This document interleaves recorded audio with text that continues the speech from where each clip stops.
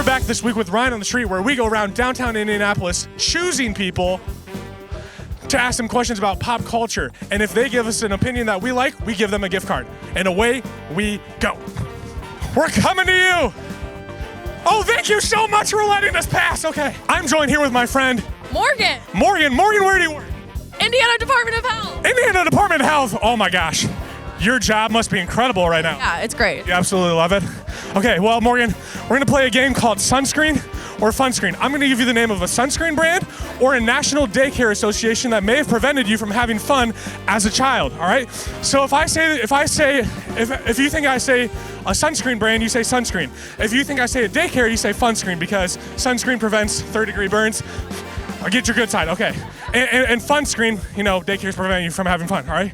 So, and if you win, you get a gift card, all right? All right. You ready? Okay. Copper tone. Sunscreen.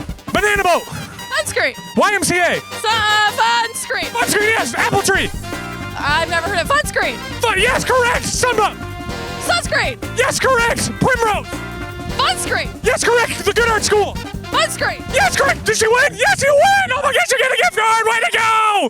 That was awesome. Oh, we love Chick-fil-A and so Lawrence chicken.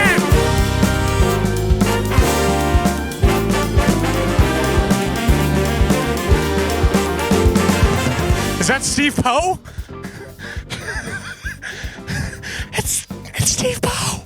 It's him. He's on a scooter. Have a good day. Ma'am, for a gift card, what's the best Disney movie of all time?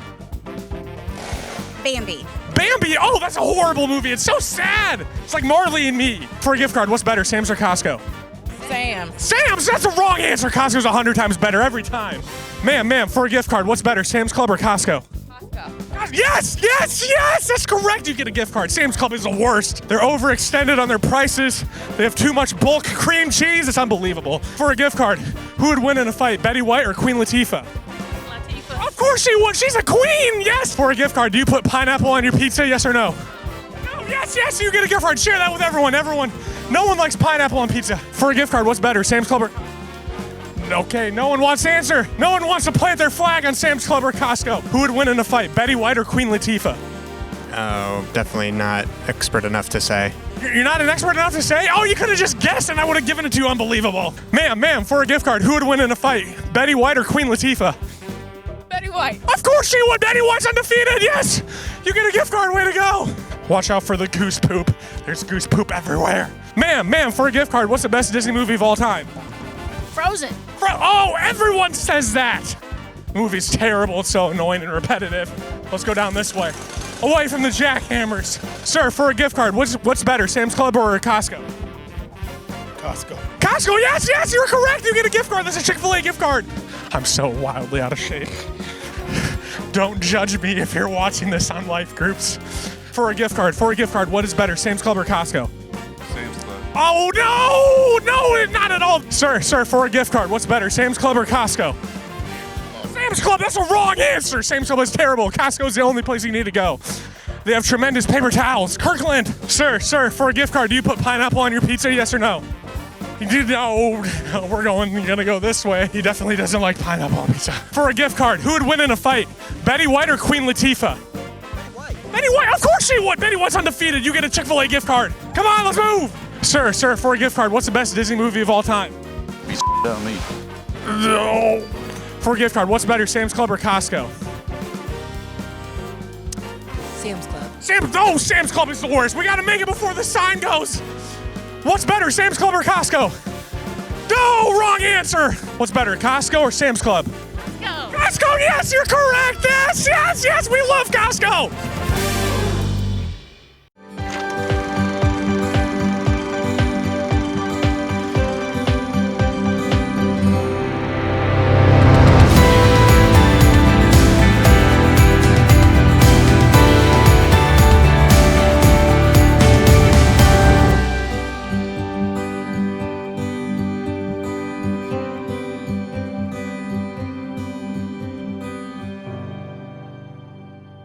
Welcome back to week 5 of Chosen. Can you believe it? We are almost to the finish line. I know, I can't believe it. And as a reminder, my name's Kylie and this is Micah, and we've had a blast being with you for the past 4 weeks and leading up to this one right here. And this week is quite possibly the week where you may be challenged the most, so just a heads up. That's right. We're talking about what it looks like to be generous with everything that God has so richly blessed us with.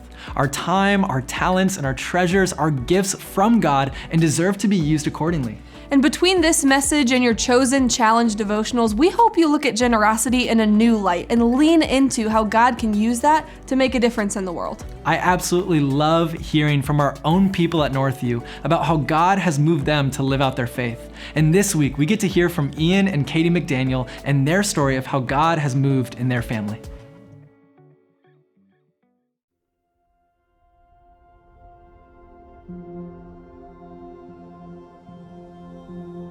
So we have 8 children, ranging from 4 all the way up to 19.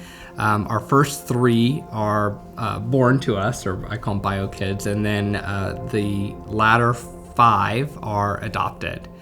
Our oldest adopted kiddo is bigger than me, and I will tell you, leading in as he has gotten bigger and older, he's experiencing a lot of challenges from the trauma that he experienced. He came home a lot older than our other adopted kiddos, and really struggling internally with so much, and that has started to come out in anger and unfortunately violence. He has recently been diagnosed with a diagnosis of reactive attachment disorder, which is basically, in easy terms, is he does not do well attaching to people. He learned that adults are not trustworthy, and he learned that relationships are also not trustworthy. Parents or adults in general are not safe to him. As long he has to be in control of the relationship to make it feel safe. And that's not what parenting looks like. That's not what loving on him. He doesn't want to be loved on. He just needs his needs. And so if you try to love on him, that's scary to him. So conflict is safe to him. Love is not safe to him. And we've struggled adjusting to that in parenting and figuring out how do we need to be there for him in his struggles and learning a lot as we go. And unfortunately, over time, his behaviors kept getting worse. We engaged counseling, we engaged every resource we could, to the point that I remember very clearly when the phone call I got from Katie, and she was in tears and she said I had to call the police. And I'm at work going, what do you mean you had to call? And we knew things kept getting worse and worse, but it was kind of that breaking point, and that triggered then I think a total of 4 police calls, being removed by the police, being put in acute care, being put in residential care, a whole series of incredibly painful, incredibly tough journey that we've been on with him. Yeah. There's nothing like having to have your kiddo put in handcuffs and escorted out of your house. I mean, I just sob and sob and sob on our front porch. You don't want people to know that's your real broken life, because it's messy. Probably one of the most powerful moments in interactions, there's so many with Fabi, is he had broken an iPod, a little music player, no screens or anything, just a little music player, and I had bought 2 because frankly I knew he'd probably break one, and music was a gift for us to be able to give to him, to be able to let him regulate. And so I pulled it out and I said, buddy, I can give you one more chance. And he just stopped. He stopped talking. And he goes, I don't understand. I'm like, oh, I wasn't prepared for that. What do you mean you don't understand? I don't understand why you keep giving things and you keep helping. Why? Fabi is constantly asking us, like, why do you keep coming back? Why do you choose me out of all the kids? And that's a really, really deep, heart-hurt question. But we will choose him over and over and over again, just like God shows up and chooses to love us.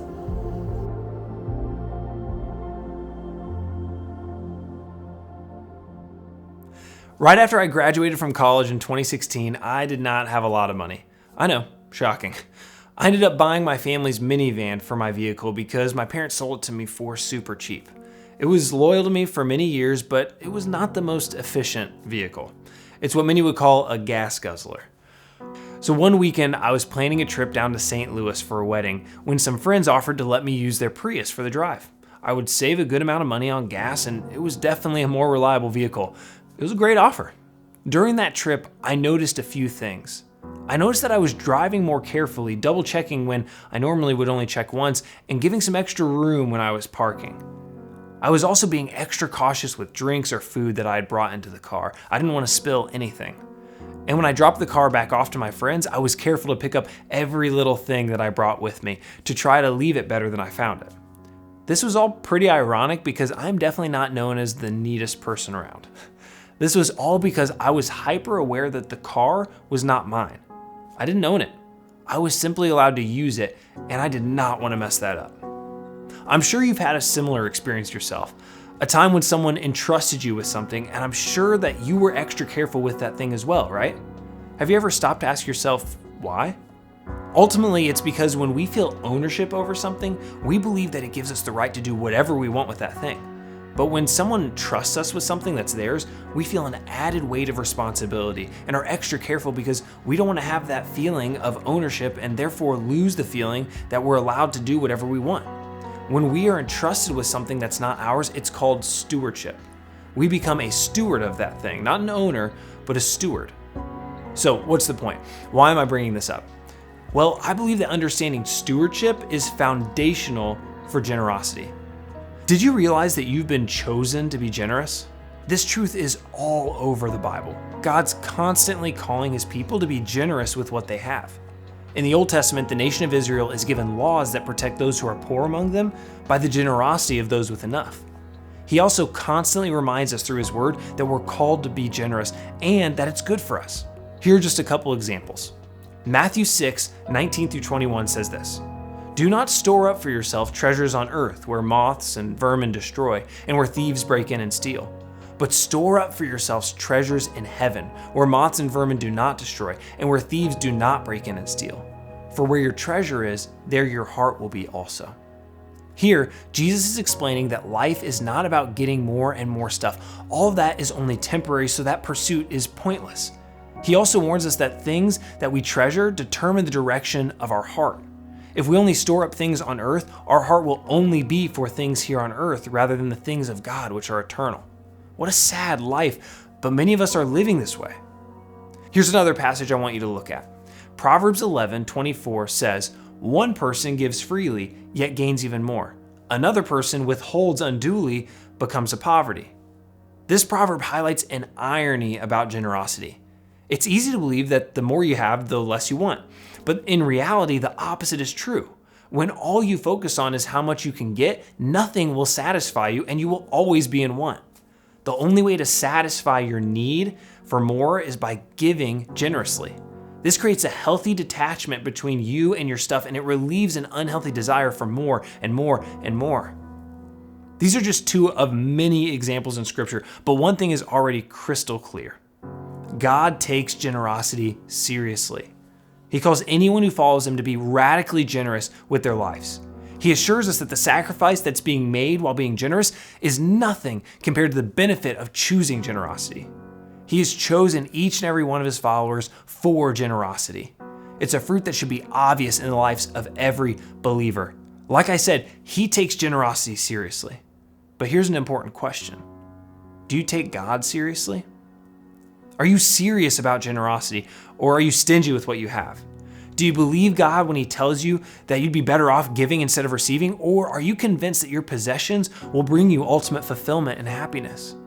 Do you actually believe it's necessary for a Christ follower to be radically generous, or do you think you just need to give every once in a while and God will be satisfied?